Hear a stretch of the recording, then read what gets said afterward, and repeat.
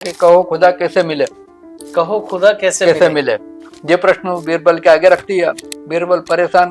बीरबल जानता था कि मुगल शासक हैं सारे और उग्र स्वभावी होते हैं, अगर जवाब नहीं दिया तो गर्दन भी उड़वा सकता है। तो रात को सो रहा था तो उसकी बेटी उसके पास सो रही थी, तो बार बार करवट बदल रहा था। तो बेटी ने पूछ लिया, पिताजी आप बार बार करवट क्यों बदल रहे हो, क्या कारण है?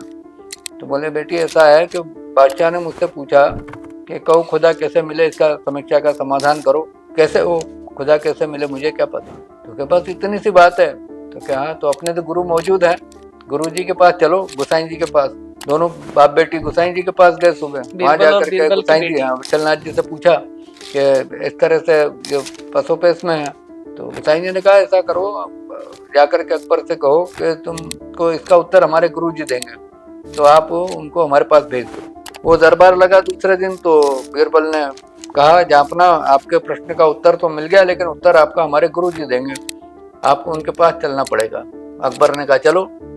वो गोसाई जी के पास वहाँ आया, वहाँ पर खबर लगी, तो गोसाई जी के पास बैठे। बैठने पर गोसाई जी से उन्हें वही प्रश्न रखा कि कहो खुदा कैसे मिले, इसका उत्तर दीजिए। तो गोसाई जी ने कहा, जिस प्रकार से आप मुझसे आके मिले उसी प्रकार खुदा मिलता है।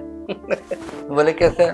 क्योंकि हमारा जो पुष्टि मार्ग है ना, वो कृपा मार्ग है, यानी इंसान अपने साधन से, अपने बल से अगर भगवान से मिलना चाहे तो संभव नहीं है। लेकिन अब भगवान कृपा करके आपसे मिलना चाहे तो आपके कोई साधन की आवश्यकता नहीं है, वो कृपा करके आपसे कभी भी कहीं पे भी मिल सकता है।